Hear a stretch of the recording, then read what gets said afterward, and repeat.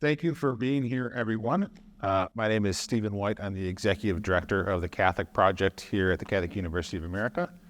Our panel tonight was supposed to include our university's president, who unfortunately has been taken ill. He'll be fine, but he wasn't able to make it this evening, so I'm going to sub in for him. I'm very pleased to be able to host this event. This is something that we wanted to do for a long time. I'd like to begin by thanking some of the people that made it happen. The Institute for Human Ecology here has been a tremendous help. Stephen Higgins, Caroline O'Callahan, Suzanne Beecher, the new Executive Director, Russell Hittinger. Also, my colleague in Catholic Studies, or in the Catholic Project, Sarah Perla, has been tremendously helpful. On behalf of President Kilpatrick, I'd like to give a few remarks quickly about the nature of the event and then introduce our panelists, and we can get started. We're here today to sort of celebrate the life and legacy of Francis Cardinal George.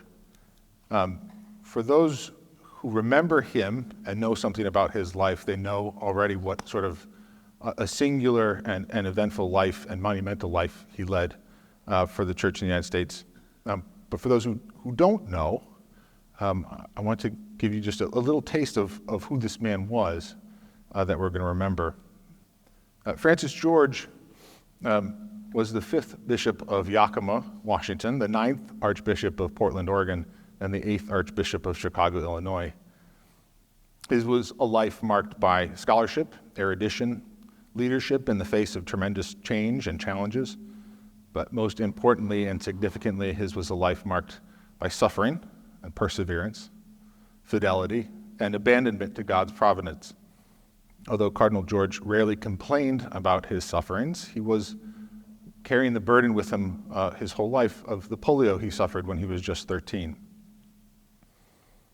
This polio derailed his desire that he had from a very early age to be a priest. He had applied to be a priest in the Archdiocese of Chicago and was, let's say, turned away. He was denied admission in the Chicago seminary because of his physical impairments. He ended up joining the Oblates of Mary Immaculate, and some of the representatives from the Oblates are here tonight. We're very welcome. He eventually rose to become Vicar General of that order. During his time with the Oblates as Vicar General, working as a missionary, he had some rather remarkable experiences. Late in his life, he summed up some of these experiences in a column he wrote. I just want to give you a sample of what he described of his experiences in that position. He recalled being abandoned in an Eskimo village in Greenland. He was caught in the exchange of gunfire between guerrillas and the Filipino army. He was in Sri Lanka as it was bombed at the beginning of their terrible civil war. He remembers bargaining for passage and possibly his life with soldiers in the interior of the Congo. He recalls being deported from India, something about which he was a bit ashamed. Living in the indignities of communist-controlled lands of Eastern Europe. And through all this, he writes, I learned I was not in control. And I also experienced personally what the psalmist chanted long ago, put not your trust in princes. Through all these experiences as a missionary, he was also a man of great intellectual stature. He had 2 PhDs and was seen by his colleagues, by everyone who met him, as I think Mary has once said, probably often said, generally the smartest man in just about any room he was in. After his time in Yakima, he was called to be Archbishop of Portland, a position he held for a very short time of only 10 months. In 1997, upon the death of Cardinal Joseph Bernardine in Chicago, Cardinal George, then Archbishop George, was called to serve as the Archbishop of Chicago. The irony here is fairly obvious, that the man who had been once turned away from the seminary came home to his home archdiocese as its archbishop. His suffering was not over, though. One might think that being appointed to a major see would be suffering enough. He suffered through 2 bouts of cancer, the last one that ultimately took his life. He suffered through a large number of other challenges, both in the archdiocese and his life leading up to that, not least of which was the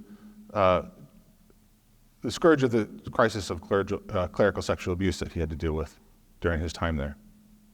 His life was a life of suffering, and he faced many challenges, but ultimately his was a life of fidelity and hope. On this feast of the exaltation of the cross, I think it's a very appropriate day. I won't claim that we planned it this way, but it's a very appropriate day for us to be remembering this man and his life. It was a life of heroic and peaceful abandonment to God's will. So I'm grateful for you all to be here. I'm hopeful that our panelists can help shed some light on the life of this man who they knew in various capacities. I'll introduce him now. First, at the end of the panel here is Michael Heinlein. Michael is the author of the new biography of Cardinal George, Glorifying Christ, the Life of Cardinal Francis George, O.M.I, which is out. There are a limited number of copies which are available to those of you who have not already or were not already planning on buying the book down here. Please don't rush over there to get them now. But when the panel is over, you're welcome to help yourself to one. Please limit yourself to one, and you might even be lucky enough to have Michael sign it for you. Michael is, in addition to being the author of this wonderful biography, an editor for OSV's simplycatholic.com, a regular contributor to OSV's periodicals. He has a degree in theology from the Catholic University of America here. I should also mention that Francis George was an alumnus of this university, a very important point and one not to be forgotten. Michael's greatest treasures are his Catholic faith and his family. He is married to Gretchen, and they have 3 children. To my immediate right is Mary FioRito. Mary is the Cardinal Francis George Fellow at the Ethics and Public Policy Center. Mary is a very accomplished woman, and I'll stick to what's listed here. An attorney, a public speaker, a radio show and podcast host. Her areas of expertise are human life issues, primarily abortion law and policy, post-abortion aftermath, and the consistent ethic of life. She holds a degree in English literature from Loyola University Chicago and a Juris Doctor degree from Loyola University School of Law. She's licensed to practice in Illinois. Mary was the executive assistant to Cardinal George from 2003 until his death in 2015. Last but not least, in the middle over here, His Excellency José Gomez, the Archbishop of Los Angeles. Archbishop Gomez was born in Mexico, ordained a priest to the prelature of Opus Dei. His ministry took him to Houston, Texas, where he worked in both the Archdiocese of San Antonio and in the Archdiocese of Houston. It was at this time, I believe, that he first met Cardinal George when he was then Bishop of Yakima. Archbishop Gomez is now obviously the Archbishop of Los Angeles. From 2019 until 2022, he also served as the president of the USCCB across the street. So welcome to all our panelists. Welcome to all of you again. I'm hopeful that we can hear some insights into the life of the man, some grappling with some of his towering intellect and the ideas that he left us, his example he left us as a leader. But I'm also interested in hearing from some of you what he was like as a man. You all knew him in various capacities, so I'm interested to hear that side of thing. I think I'll begin with the biographer, the man whose fault it is that we're all here. Michael, you spent almost 7 years, I think it was, researching and writing this biography. And it might seem kind of a canned question, but I think it's a good place to start. What first convinced you that this was a life worth telling and that was relevant for an audience today? Well, I think that Francis George, being who God made him to be, was one of a kind. And there we go. And I, for one, and many other people at the time of his death were thinking, how do we keep his legacy alive? What a rich legacy he bequeathed to the church. And it shouldn't have died with his body. And I admired him greatly going back to grade school. I was a nerd. And I remember when he was appointed to Chicago, growing up in the shadows of the Windy City. And then when I came to school here, I was more attentive to his teaching. And then he was elected president of the Bishops' Conference at a very important time. And I had occasion to meet him several times here. And I was always impressed with his warmth, with his humanity. He would remember people's names if he met them once. He had a photographic memory, I think. And he would see me from time to time. He was here a lot, being president of the conference and so on. And he'd remember my name and talk to me. This very important figure. Who am I, you know? And I remember very fondly going downtown to the Library of Congress as an undergraduate here to hear him speak in the middle of a DC blizzard. I was one of about, 12 people in the room, I think. And I just remember his warmth and his ability to converse with anybody. And so anyway, when he died, I just thought all this needs to be harnessed. And talked to a variety of people, Mary included, and several bishops who knew him well, and they all thought a biography should be written. I thought, well, that sounds nice. Who would do that? But one way or the other, the Lord led me to this, I think, and I honestly have to say is the greatest honor of my life to have been able to tell his story and to have been able to get to know him, I think, in many ways that people didn't know him who were close to him. One of the highest compliments I think I've received in writing the book was from the Cardinal's sister, Margaret, who's 92, and she finished reading the book and said, "I learned so much about my brother." And that was really a moment that I was very pleased with because she was very close to her brother, but he didn't talk about himself a lot. So hopefully we were able to get his story out there, and I believe it'll inspire anybody, any Catholic. You mentioned that he was not someone to talk about himself a lot. His Episcopal motto, which is essentially the title of the book, Glorifying Christ, is Episcopal motto, Glorifying Christ in the Church. For those of you on the internet, Yes. this is the book. You talked about his warmth and his personality. Mary, you worked with him for more than a decade, very closely.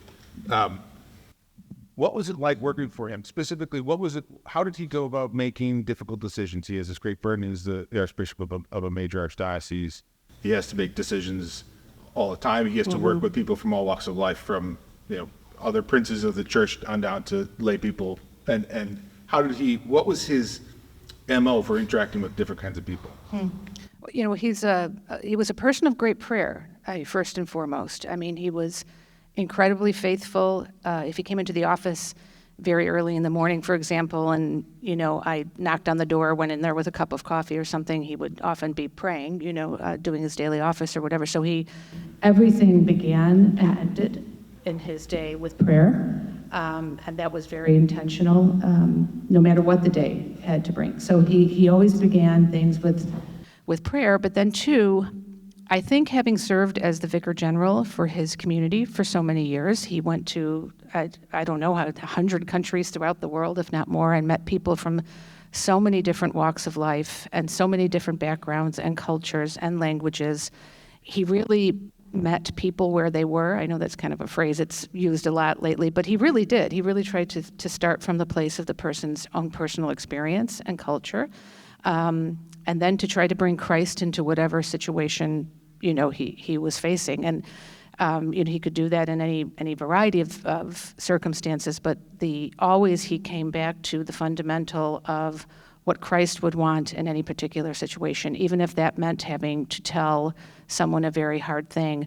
I was always, as a laywoman, very grateful for the way in which he included and involved the laity in decisions, including lay women. I mean, he would often ask me, as a mom of children in Catholic grade school, what struggles families faced, or what was going on in my children's lives that might help him better understand, children in the city of Chicago. There's one story in particular that I think speaks just a lot to who he was on a number of different levels, but Mayor Daley, who was the mayor of Chicago at the time, had a program that he called One Book, this is why this is going in and out, One Book, One Chicago. And the mayor's office had called all the kind of prominent Chicagoans to see what was your favorite book when you were, I think it was in 5th grade, so that the idea was to have this one book and all the 5th graders would read it.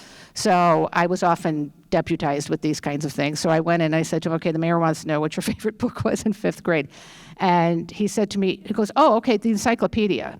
And this is one of these things, like we would have these moments occasionally, he and I, where I just would stare at him blankly, and I'm like, okay, it's 2012, and you can't get those anymore. So I'm like, I'm not going back and telling them that you read the encyclopedia. But he said, but I did. I said, okay, but I'm still not telling them that. You need to come up with something else. So there was some mystery. I guess it was like a priest solving crime fighter or something. I had never heard of the series before, so we came up with that book, and I managed to find a copy online. But I thought that so kind of summed him up, right? I mean, it was just so him. Of course, he read the encyclopedia because I really do think he had a genius level IQ.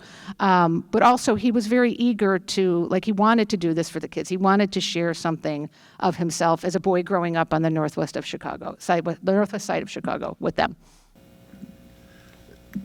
For Archbishop Gomez, I want to ask, you have a perspective on his life, not only as someone who you've described me as a friend and a mentor, but you hold a position in the church that most of the people here, I think it's safe to say, will never hold. You, as someone who is the Archbishop of a major archdiocese, you know sort of what I imagine are sort of the lonely heights of responsibility. You met him when you were a priest working in Texas, and he was the new bishop of Yakima. What have you learned about Episcopal leadership and leadership of the church from his example in his life? Yeah, I met him for the first time probably in the early 90s. So he was just appointed bishop in Yakima. And first of all, it called my attention that he was paying attention to me. I was a priest in Houston, and I was also involved in a National Association of Hispanic Priests and the National Committee for Hispanic Ministry. So, National Association of Hispanic Ministry.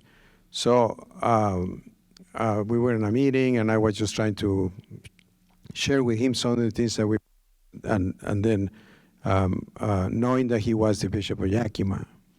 My understanding is that he was surprised that he was appointed bishop. I think we all are surprised when we are appointed bishops. When we get the phone call, we are a little nervous, no? Or a lot nervous. But there were a lot of Latinos in Yakima, and he talked to me about that, and I was happy, and we had a good conversation, and he was totally interested in the reality of the ministry in that diocese and all over the country. So for me, that was a beautiful moment of understanding the concern of the bishops, and especially of him, on the needs of the Hispanic community in the United States. And what really called my attention, as I said, was his humility, engaging in a conversation with me about that. He could have, I want to tell you this and this and that. No, he was asking questions and getting knowledge of what the Hispanic community needed in the United States. So that was my first impression, and that always called my attention. And I had the blessing of meeting with him a number of times later on, and every time that I realized that he was always very interested in knowing about things, not just telling me or telling us what to do, and also on the Hispanic community. So this quality of learning from people and asking people, Stephen, sorry about that. Are they all working now? Oh, we have 4 microphones now. Does my lapel mic need to be switched off? Yes. Okay. Or you can go to that. Yeah.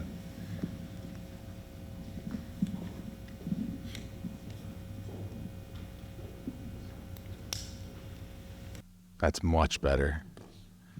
You talked about how much he listened. He had the humility to ask questions and listen. And that was, it sounds like in one sense that was typical of his leadership style, to make sure that he was asking the right kinds of questions. He was also a man of tremendous intellectual curiosity. He was very interested, among many things, he was interested in a lot of different aspects of not just matters dealing with the church, but he was greatly interested in questions of American life and how Catholics fit into the American life. That's something that I know you've thought a lot about and spoken a lot about. How did his thinking on the question, sort of the American Catholic question, shape your thinking on it? Yeah, Obviously, as we all know, he was a great theologian. He really knew especially from my point of view, the teachings of the Church from the Second Vatican Council, and especially as we were talking about before, the participation of the lay faithful in the life of the church. At the same time, I think it was clear to me, every time that I talked to him, that he knew the reality of what was happening or the needs of the people in the United States. And I was reflecting the other day on that, and maybe what helped him a lot was when he was Vicar General of the Oblates, going all over the world and see what was the reality of the church all over the world, and even the social needs of people outside the United States. So I think when you see that and understand what we have in the United States and the history of the history of Catholicism and Christianity in the United States as part of in a sense, the beginning of the whole country, I think that was very important for him. One thing that I said before is that I talked to him one time after that little book that I published on the immigrants and the future of the United States. And he talked to me about the fact that he thanked me for doing that, especially because I talk about the origins of the Catholic Church in the United States and the Hispanic community. Well, the United States, especially in the West, in the Southwest, with St. Junipero Serra coming and all that. And he told me that he wanted to write a book on the history of the religious, of the priests and religious coming to the South and Midwest, especially the ones that came from France. So unfortunately, he was not able to do that, but that also called my attention on his understanding of the history and the needs and the reality of of Christianity in the United States, and how he said many times to people that the lay people are the ones who are supposed to especially live that in their lives and make a difference in our country. So for me, just knowing what he was thinking, it was an extraordinary blessing just in my ministry as a bishop now, to understand how important it is that we make to continue that reality and make it practical and active in the life of our country. To stay on sort of the American theme for a moment, Michael, I was surprised to learn as I was reading the book that Cardinal George was concerned. This was before he was cardinal. Anything, he was concerned about polarization. I think that's way back in the 1980s. Polarization in American society, but polarization in the church. He was someone who was occasionally, people tried to pigeonhole him as a conservative or as this or that. He was a man whose life, I think, brought together different aspects of ecclesial life or different viewpoints that are sometimes seen as opposites, but he seemed to combine them. He was an intellectual. He was also a missionary. He was someone who understood the work of charity in the church, but he was also a man of deep prayer and understand the connection to the devotional and sacramental life of the church. Talk about how Cardinal George could be an example for this problem of polarization that we see all around us in the church and in the world. He was thinking about that long before most people were. What lessons are there to be gleaned from him on that issue? There was a very famous article that he wrote, which was a follow-up to a off-the-cuff homily he gave in 1998, which was published, I think, 2004 by Commonweal. And the editors of Commonweal were present when he gave that homily, and 6 years later, we're still worked up about what he said. And so he wrote this essay basically justifying the comments he made that, in his mind, liberal Catholicism was an exhausted project. But what he was advocating for was what he coined as simply Catholicism. And I think that when you look at his life, when you look at his ministry, his entire being was simply Catholicism, that you could not pigeonhole him, and he hated those political terms that we employ in the church, liberal or conservative. When he was appointed to Chicago at the press conference after his appointment in 1997, some of the reporters were asking him, "Are you a liberal like Cardinal Bernardine? What are you? We hear you're a conservative." And he said, "The Catholic faith isn't liberal or conservative. The Catholic faith is true, and I will preach the Catholic faith." And so it's a very refreshing thing to hear, but it's even more refreshing to see how he employed that and how he lived that. You know, his formation as an oblate of Mary Immaculate, I think, was crucial to that, because when you look at the fact that they welcomed him when his home wouldn't, but then the breadth and the scope of Catholicism that he was exposed to as a missionary, brought into administration as Vicar General for 12 years, traveling the world. He saw Catholicism in all of its facets. And so he was able, in a very unique way, to bring all of that experience to his positions in the U.S. Church.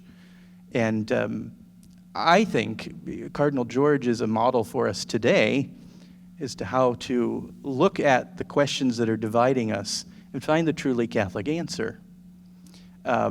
I often will put out on Twitter various quotes from Cardinal George, as many people know, and I try to insert what his voice might be today, because I really think that he does have so much to teach us of how to get past the divisions that he often articulated were bleeding into the church through American politics.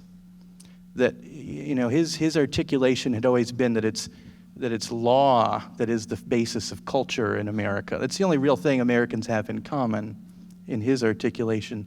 And so because of that political ethos that we're all absorbed by, that's bleeding into the church, and we see it. We see, as our country is further divided politically, the church is further divided politically in this country. And he greatly lamented that.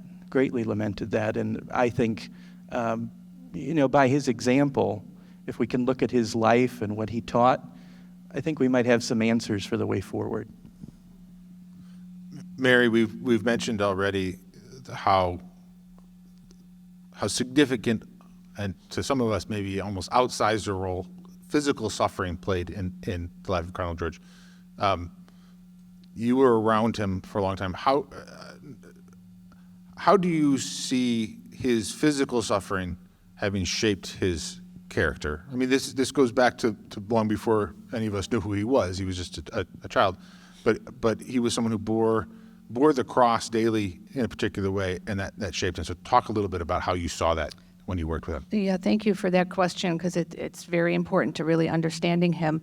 I had a talk with his sister Margaret. This was not long after I took on the role of executive assistant. I had actually been hired by Cardinal Bernardine to direct pro-life activities at the Archdiocese. And then after Cardinal Bernardine passed away and Cardinal George came on, I then moved to the Chancellor's office, and then the Cardinal asked me to direct the day-to-day affairs of his own personal staff. And so I got to know members of his family a little better than I had previously. So, you know, and kind of getting to know his sister Margaret a little bit better.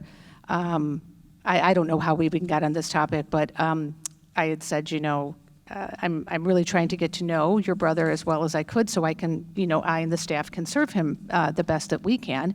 And she said, the key to understanding my brother is to understand that he is never not in pain.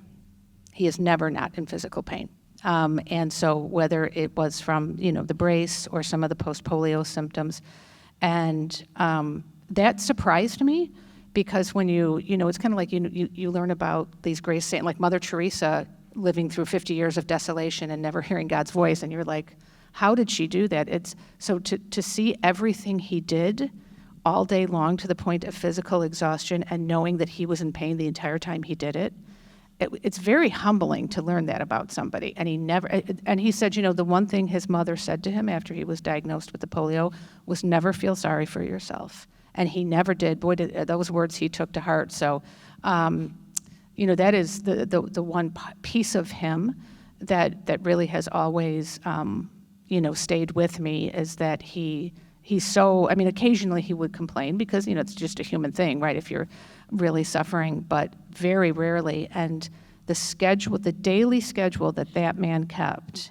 Someone half his age who was, didn't have a physical disability, I don't think could have done, and so I became very sensitized to not trying to complain about anything that I was going through in front of him, because then I would feel terribly guilty. And he would also, of course, again, because of that role at Vicar General at such a young age, to travel so far throughout the world. And the Oblates, of course, served many people who, like Mother Teresa's communities, they really sought out and ministered to the poor, that we didn't know what real poverty was in the United States, that even the poorest of the poor, like in Chicago, didn't live like the poor that he knew. So he did not take kindly to us complaining about, I don't know, the wrong kind of cookies were served at the reception or whatever. I mean, he had no time for that. Again, he met us all where we were. He understood. We were Americans who grew up in an American culture. But to have that sort of, I really think he's one of these people that kind of comes along, once in a generation, that had that early formative childhood experience of pain, but really let the Lord take it and transform him into something else, into a real vehicle of service. So. Yeah, go ahead. Michael wants to chime in. I'd just like to chime in on that a little bit. Margaret, who I think should have been here, she is someone I'll quote again. If you're watching, Margaret, hello. She's 92 in Michigan. She told me early on in our conversations as I was starting the book a story that I think defines Francis George and builds upon what Mary was saying here, that when he was in the hospital for about 3-4 months, in the middle of his 8th grade year, there was an older man who shared his room, and they would often talk back and forth. And this man recounted to their mother, Mrs. George, that sometimes Franny, as they called him as a boy, would fall silent. And he would think that Franny fell asleep. But he'd look over, and Franny was staring up straight at the cross. And that to me says that even at that young age of 13, when his whole life had basically been thrown upside down, he was planning to go to the high school seminary within a few months, he turned to the cross as a way to make sense of what was happening. And I think that's what stayed with him. And I think it was, again, the Oblates of Mary Immaculate, oblation, how to make a sacrifice of your life. And he continually talked throughout his life that the key for us as disciples to give Christ's glory in the church is to unite our self-oblation, our self-sacrifice with Christ's. And I think he did that exceedingly well. I think that his life was truly an offering, and that's why he continued, as Mary said, to push himself every moment of every day, because it wasn't about him. This is just a very short story that will tie up Michael's point there. I was at a meeting, there was an annual meeting in Chicago every year of what they considered like the 50 young up-and-coming business leaders. So you had to be between 30 and 40, and you had to be nominated by your business or your law firm or whatever. And they would go around and meet with different civic leaders just to get to know them, and they would get to know these young people. So the point was they could all better work together as a civic society. And so the Cardinal was always best, I thought, in question and answer sessions. That was really his strong suit. So there was a young man who was before him, and I was there with staff with him that day. And he said, I'm a Catholic. I grew up in a parish in Chicago, and my pastor always said that there are two kinds of priests, the one who want to serve the poor and the ones who want to be bishops. So which one were you? And the Cardinal, I was offended. I'm ready to jump out of the chair. And he totally nonplussed by it. And he said, he goes, that's a good question. I probably asked myself that one time, at one point. But he said, I want to tell you, and I want to say he said this with no attempt to shame this young man whatsoever. It was said in complete charity. He said, I want to tell you, I made two conscious decisions when I was 13 years old, because that's, the high school seminary started at 13. And again, as Michael has pointed out, he wasn't able to go to the high school seminary because of his disability. And the Oblates accepted him, the Oblates of Mary. That when I joined the Oblates, I would never come back to Chicago, because at that time we never assigned priests back to their home diocese. So that was the first conscious decision I made. I would never come back to Chicago again. The second was that I would never be a bishop, because At that time, the Holy See, the Holy Father, did not appoint religious order priests as bishops. You could only be a bishop if you were a diocesan priest. He said, well, and here I am. He said, so like, but that sense that he had completely put himself in God's hands, and the things I think he had wanted most, to be a priest in Chicago, God didn't just give that to him. I mean, God gave that to him in the ultimate degree to be the archbishop and the cardinal. But and again, I think the man did, like the rich man of the gospel, hang his head and walk away. And I hope he had a little bit of shame, but he didn't do it to embarrass him. It was a real thoughtful answer. But again, for him, it's that whole summation of just putting your entire life before Christ and allowing Christ to take you where he wants you to. And nobody can stop that. Nobody can stop God's will for your life, right, if you're allowing God to direct it. One of my favorite lines from Cardinal George was that life is not a self-directed project, but a consistent response to those you love. And I think that sums up exactly what Mary's saying. Archbishop Gomez, I know that there are a few things that bishops like more than to be asked what the other bishops think about something. Cardinal George held a position that you have also held, which was president of the Bishops' Conference. He was prominent in the sort of at the end of his life, just before the real advent of social media and whatever this reality we're living through right now is. What do you think is his legacy, not just for you, we've talked about that, his legacy for the Bishops' Conference in the United States and for your brother bishops, if you can presume to speak at least a little on their behalf? What's his legacy for the American episcopate, do you think? That's a big challenge to speak on behalf of the bishops. No, but I think he was an amazing example of how to be a bishop. So I think he, as I said before, he was a very good theologian, and he was very articulate in the way he was talking. So his participation on the life of the Conference of Bishops and his example in the different dioceses that he was is just an amazing example of how bishops we are supposed to be. I can tell you when he got in the meetings, when every time that he wanted to say something and he got up and started talking, we all were just listening, because what he said made a lot of sense. And he was doing it in a simple way. And we all knew that all this what we are talking about. So his dedication to his ministry was just beautiful. So I think was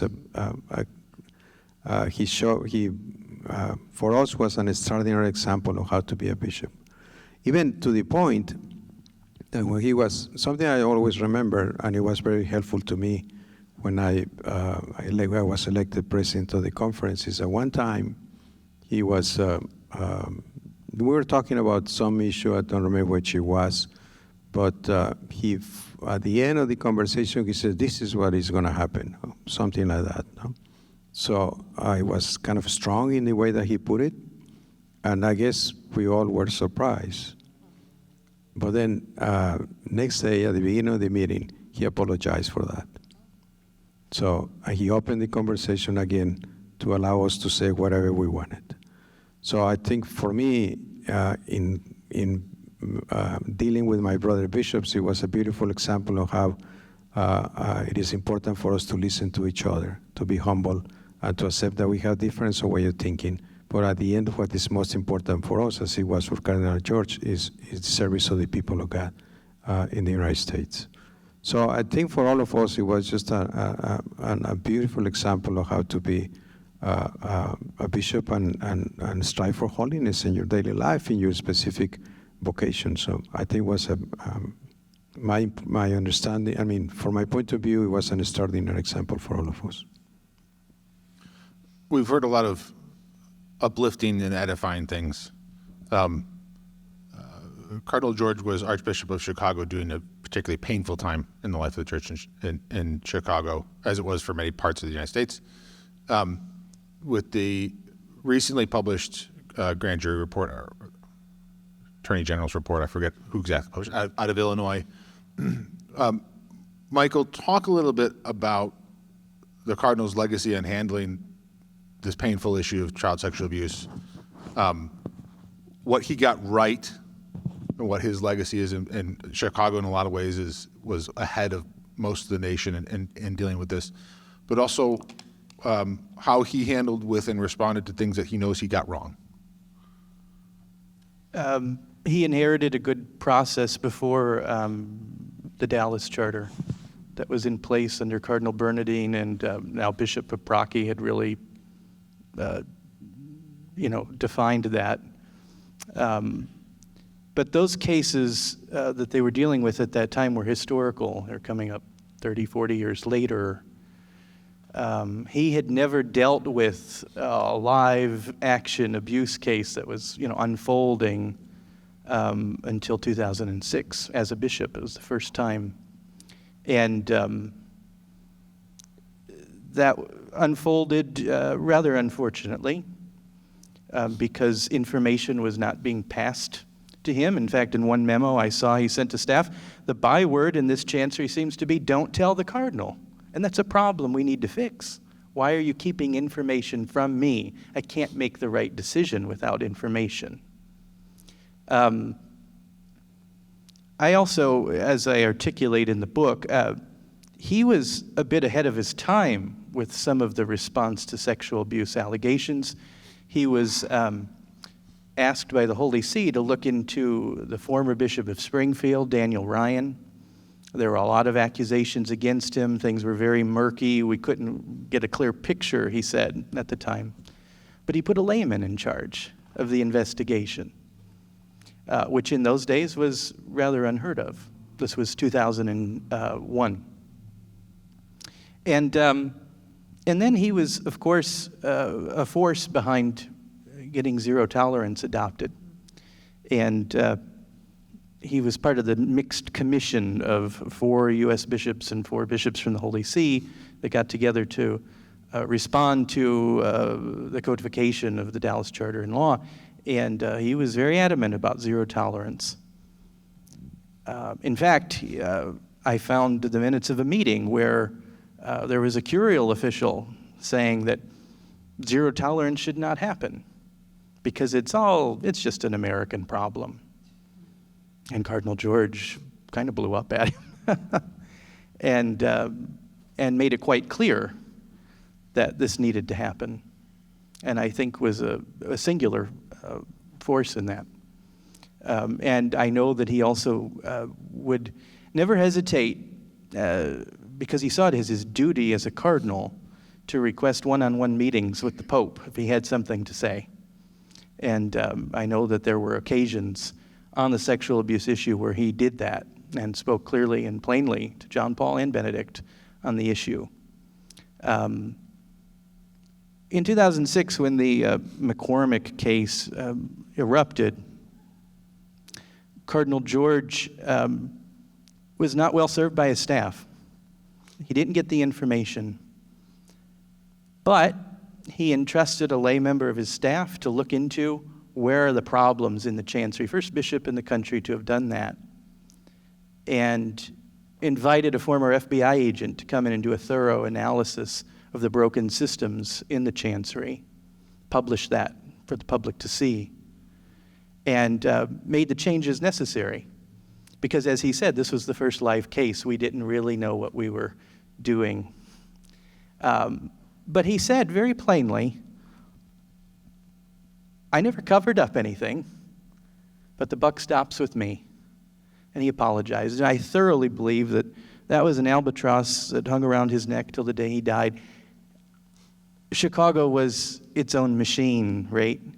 And he never quite could fit into being Archbishop of Chicago. And I think this was one of the main issues behind that. I found that he wrote privately 10 years or so into the job, 2007 or so, that he felt like he was a failure as Archbishop of Chicago. I don't think any of us would say that's true, but that's the mark that it left on him internally. And again, I think that speaks more positively about him, but I think that would characterize at least, a failure that he would have admitted to. But it was never a cover-up. It was never an intention to pursue a clerical culture, a clericalist culture in the church or anything like that. We will have some time for question and answer, but I want the last question I will pose, and each of you can answer this in turn. Some of this has been said already, but I want it to end with the question, what is the most relevant legacy of Francis Cardinal George for the Church in the United States and the world today? Mary FioRito.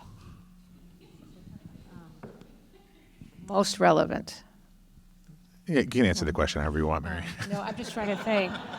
No, because, I mean, there's just so many facets to the way I could answer that. But I would say his example as a person who allowed God to use him, but also to use him in a way that was joyful, and his determination. I mean, I think he is an example for anybody who's ever been dealt a really bad hand in their life, and if they've been dealt a bad hand in their life young, and they've been, I mean, his being rejected from Chicago Seminary, because of his disability. Imagine that you're a 13-year-old boy, and all you've wanted to be since the day of your first communion is a Catholic priest, and you're told you can't do this.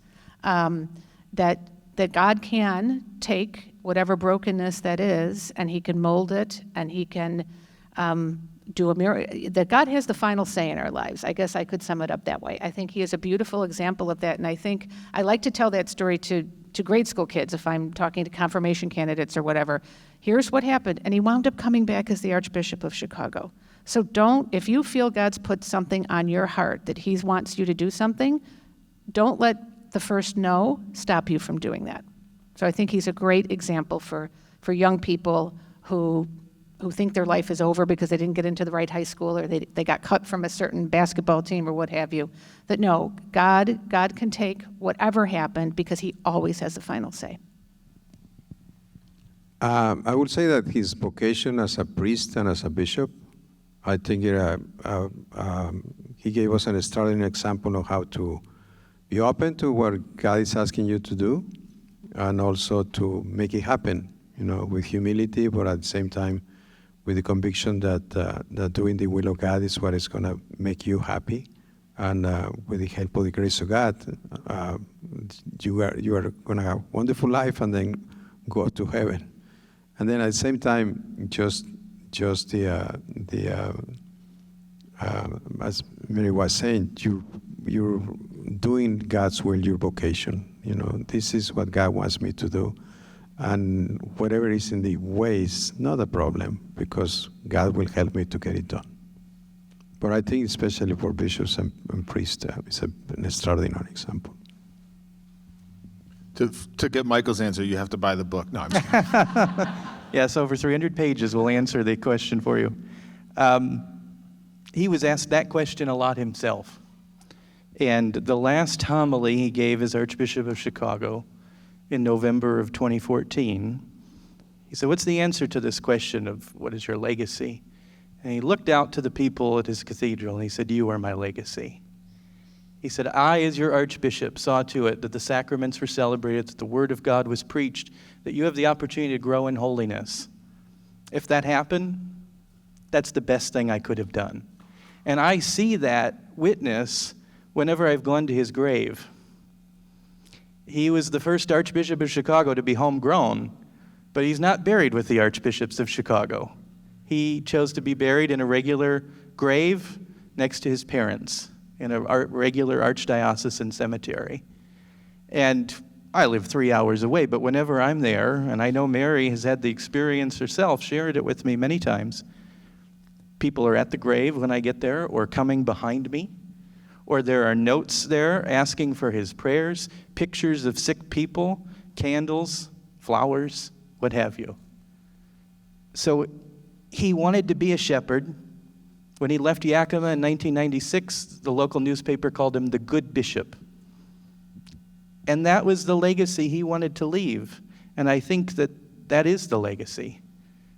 And we are left with the duty of parsing that out. And that's what I tried to do with the book. I'll open to questions, but first, please join me in thanking our three panelists for the wonderful remarks. Do we have, if you have a question, please raise your hand, speak into the microphone, identify yourself, and indicate who your question is directed to. We've got a question right over here.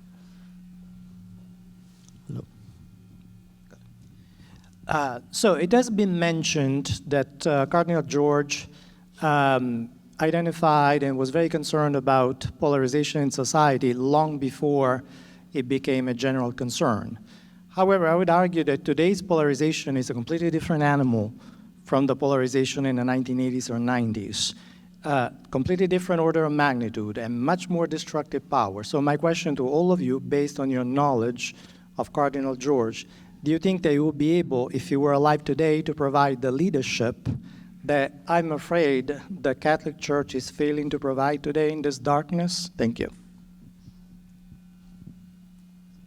Okay, do you know how many times, I'm not joking, like a day, I say to myself, I wish I could ask the Cardinal what he thought about this, that, or the other thing. I mean, I just saw a tweet today and I thought, I wish the Cardinal was here, because he had such a clear way of thinking and a clear way of looking at issues and at problems, and it was like a laser beam. Do you know what I mean? You could ask him, what do you think about this? And he would just, within a minute, give you a focused answer. Now, was he right 100% of the time? Probably not. But boy, he had a way, because, so here's the thing, he had a doctoral degree in theology, but also a doctoral degree in American philosophy.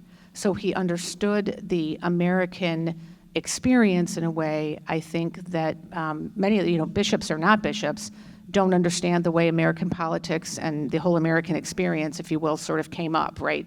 So he had a very interesting way of combining both the church's look at it, but also the way American philosophy and political theory shaped this country. So I think he would have been a very unique voice and a very helpful voice. But I mean, the one thing I guess I go back to the very first answer I gave, is that he was a man of deep prayer, and he would not have responded to anything, at least publicly, without really asking the Lord about it first.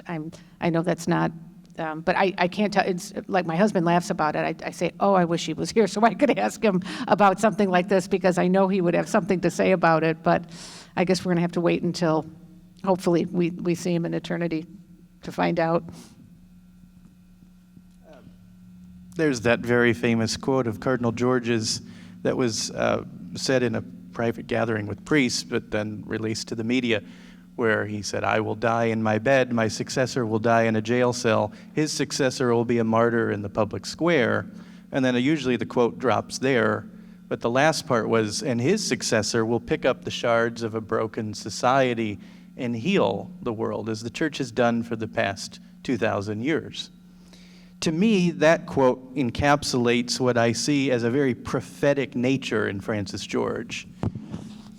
Having been a man who traveled the world, who was very well read in history, who belonged to a religious congregation that was founded in the midst and aftermath of the French Revolution, he was very much aware of how history repeats itself and how the underpinnings of certain events in the here and now have roots in the past. And that was one of the things that made him so influential and so important as president of the U.S. Bishops' Conference, because we were being faced with the issues of the HHS mandate and all that. And he could trace that back centuries, and he could say, here's what's going to happen, too. And he did that, and he rallied the bishops around that very convincingly and very clearly. So I think that Cardinal George would very much be able to respond to the situation in which we find ourselves. I agree, like Mary, I think many, many times a day, what would Cardinal George say about X, Y, or Z? I'd love to have had at least 1 hour with him when writing this book to pick his brain a little bit. But I think if there's anybody I would come up with, in my own estimation, who could read the signs of the times and articulate them clearly, it would be Francis George. And I think that the times in which we find ourselves are extraordinary, very unique, but at the same time, you look back in history and, I think that's why he found such great solace in St. Augustine. Look what he had to deal with. It's not totally unsimilar. question up here. We'll get the other microphone coming down.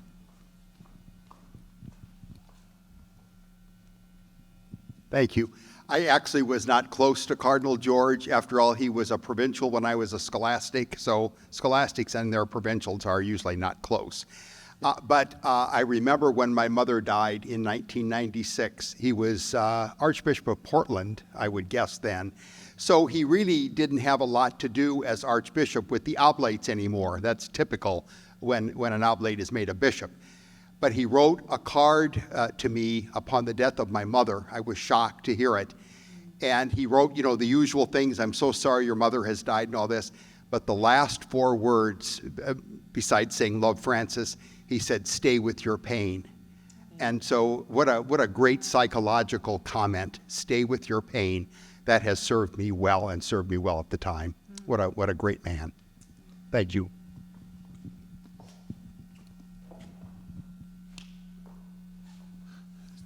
David, back here.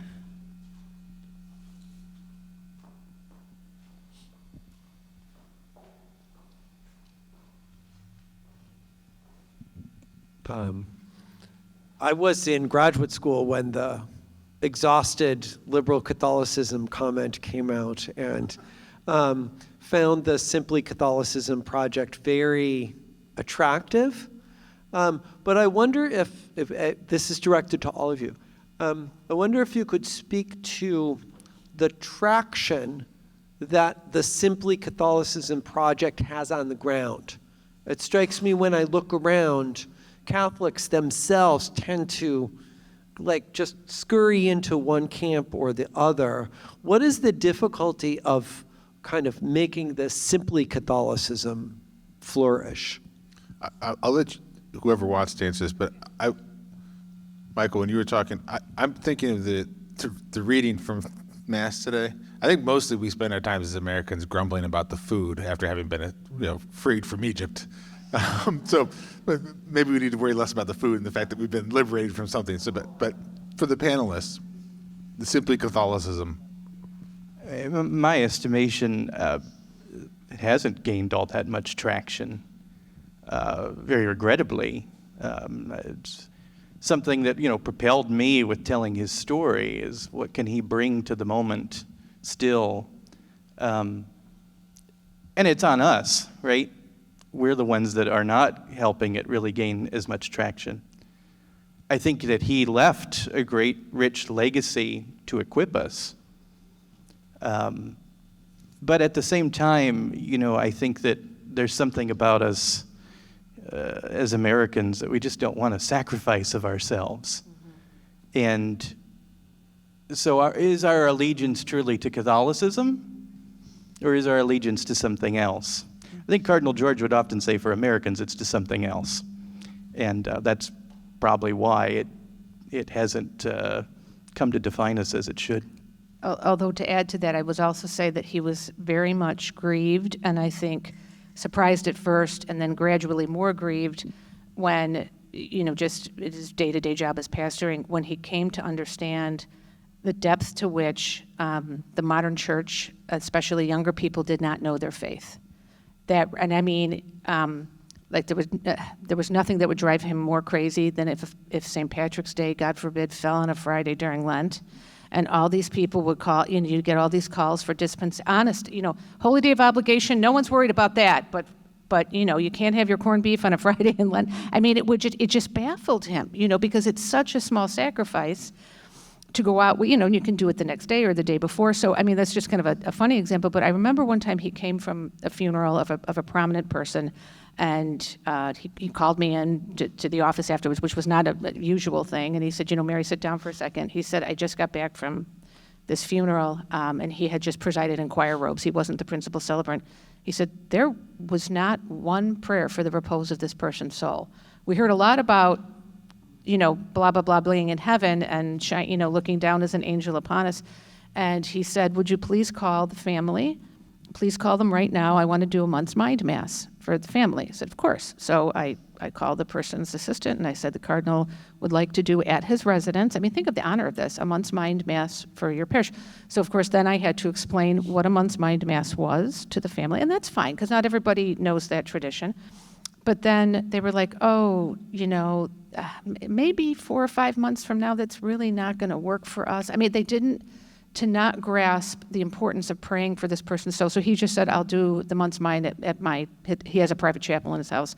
He said, I'll do that at my house together. But he said, what is it about people that they don't understand the need to pray for the dead? That grieved him terribly. That's just kind of one anecdotal experience. But as he came to really, I think, just kind of appreciate how badly catechesis had gone, I guess, to your point about the failed Catholicism, right? And that things that we assumed a fourth grader would know, we realized they did, that high school seniors didn't know. It speaks a little like that article John Cavadini had in Commonweal. That's probably 20, 25 years ago now, where I think he was teaching an incoming freshman class at Notre Dame, so the best and the brightest of American Catholics, and like a third of the students couldn't name the 4 Gospels. So, and that was 25 years ago, and so the Cardinal had often cited that article as an example of how this liberal Catholicism had kind of literally thrown the baby Jesus out with the bathwater. And so that just made, if you don't know, how can you know Christ if you don't know the Gospels? You can't love God if you don't know the Lord. So anyway, that's slightly of a run-on answer, but I think that speaks to what you're getting at. I guess just one practical thing is that he was, as I said before, totally committed to the universal call to holiness and Second Vatican Council and all that. But the project of Word on Fire, of Bishop Barron, so the original idea was for Cardinal George. So I think that's another proof that he was totally committed to that. So. Well, and he toward the end of his life, he wanted to write a pastoral letter on the loss of common practices in Catholicism, and he never got around to do that because of his health situation. But he thought we need to go back to abstinence on Fridays from meat and things like that, because he said we had a culture, and that's been lost in the wake of the Second Vatican Council, he argued. And so he really thought that would help kind of cement this simply Catholicism, but he never got to that step. But, he often said Catholics, on whatever issue, be it political issues or about religious issues, this, that, or the other, they'd blame the bishops. Why aren't the bishops saying this or doing that? And he said, hey, look, it's up to you. You are just as much part of this body of Christ as we are. And so you need to step up to the plate, too. He was very adamant about, as Archbishop said, the universal call to holiness and our involvement as members of the body of Christ. Greg Erlinson.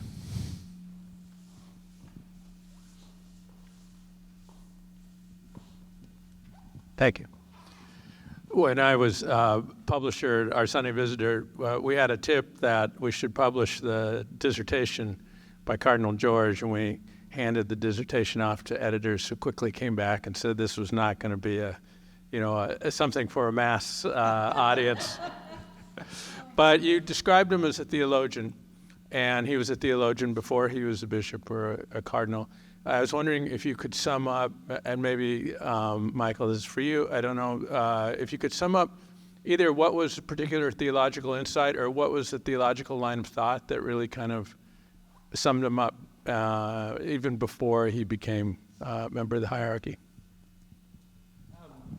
For Cardinal George, he was very much a man of the council, and he sought his task as a bishop to continue implementing the council. And it was his theological background that equipped him for that. He wrote his second dissertation, which you, I presume, looked at that one, on John Paul II's theology of culture. And yeah, it's very heady. Not as heady as his first dissertation on American philosophy and the pragmatists and all that. That was a real sleeper. But his second dissertation, I think, really encapsulates kind of where his theological mind was. And having been an oblate, he was very much into missiology and I think was kind of one of the forerunners of the new evangelization. because he understood that each one of us have that task. He was not, he was I would say he was a theologian who had a breadth of understanding, but he wasn't a specialist in any particular thing. He was never the academic that he wanted to be. He was brought into administration in his mid-30s, to his great lament, and never got out of it. And I think he would have much preferred, and planned to in his retirement, had he been given much of a retirement, to do more writing. And I lament that we couldn't see that. But if you look at his last book, which he was writing on his deathbed, published by CUA Press, A Godly Humanism, that wraps up a lot of his theological thoughts of the vision of the council, how that affects the role of the bishop in the church today, and how that should shape. He was very interested in questions of education. So that book is kind of a testimony, I think, to his intellectual legacy. It's a very heady book, but I think it was a labor of love for him. And Greg, just quickly, one other thing I would say was his great devotion to and promotion of the communion of the saints.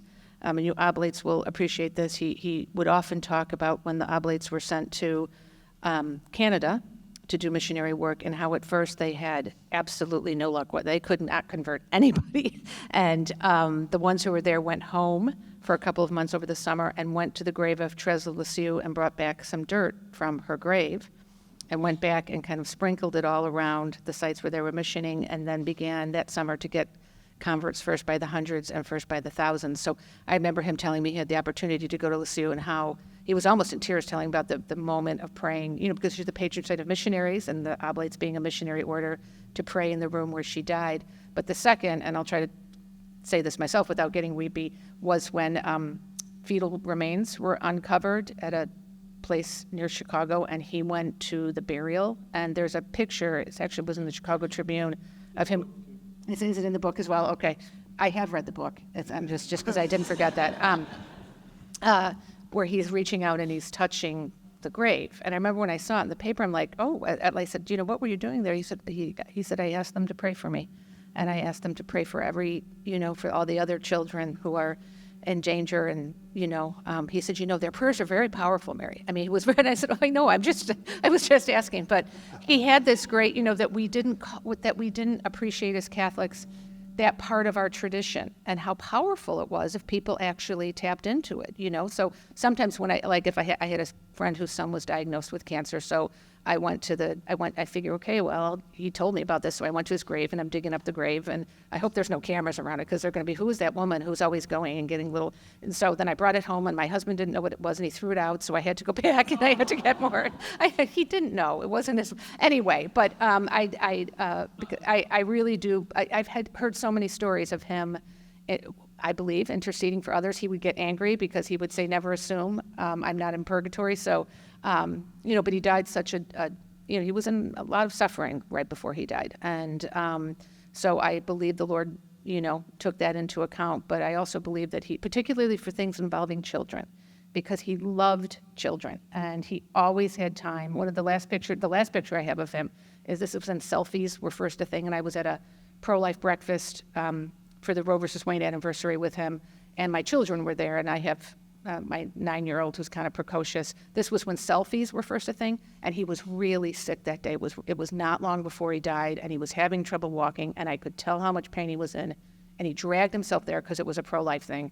And she went up, she's like, hey, can I do a selfie with you? And he immediately smiled like nothing was wrong. And so I have this selfie of my daughter, and then, he died just because, so it's like I was ready to kill her, and I think not literally, I am pro-life, but still, it's one of the most treasured things that I have. He always made time for children. So I think that goes back to his love for everyone in the human family, which I think as a missionary he truly had.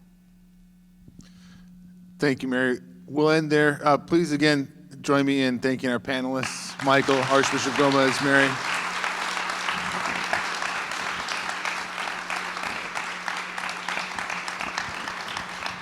There are some light refreshments for those of you who are here with us. Please help yourselves. And don't forget to grab a book on the way out. Please limit yourself to one per customer, so to speak. All right. Thank you very much. Good night.